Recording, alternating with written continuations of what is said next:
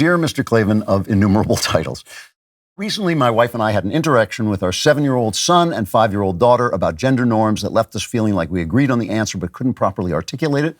And we're eager to hear your insight. Our kids are objectively wonderful and absolutely adore each other and are nearly always playing together. My son joins in the dress-up. My daughter helps with his Legos. I have no problem with my son playing dress-up, and I know he's still too young to have any ideas about sexuality.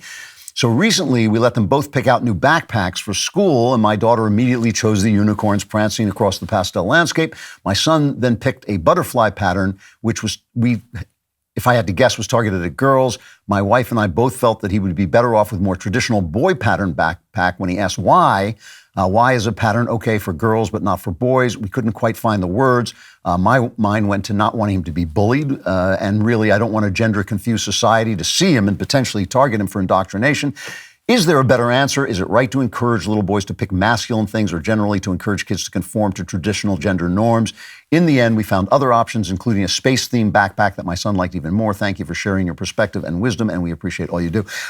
Listen, you're absolutely right about this. And no, you should not feel bad at all about encouraging your children to conform to traditional gender norms. And of course, there's a difference between your understanding of what's going on and their understanding. They're little kids. They don't need to know all your reasoning about things.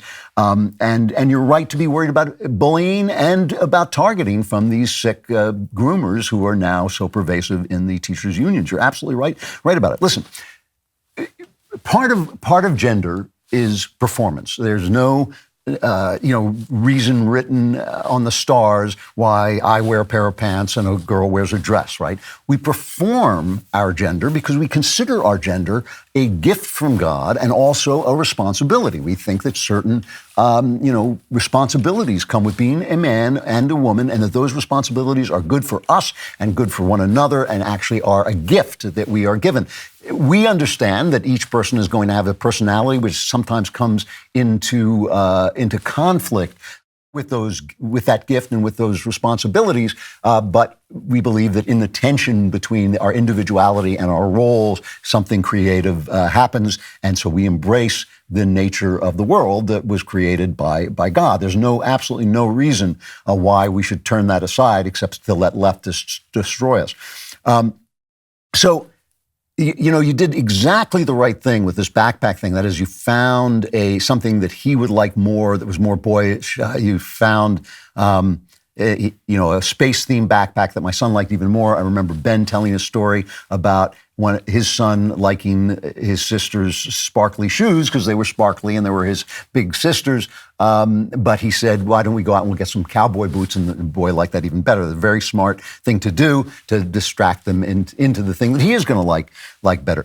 The other important thing is that you are a married couple and there is a dad, and the dad has to be a role model for these things to the kid, and also has to you have to give your son time alone with dad to be a dad guy. Children are looking for ways to be. And when you have your sister and you're with her all the time, that's a wonderful thing. It's a wonderful thing that they have a good relationship, but you don't want that to be his only example of a way to be. You want the father to be very present and show things. And there's nothing wrong with when a boy says, why do I do it this way? You say, because that's the way we guys do it.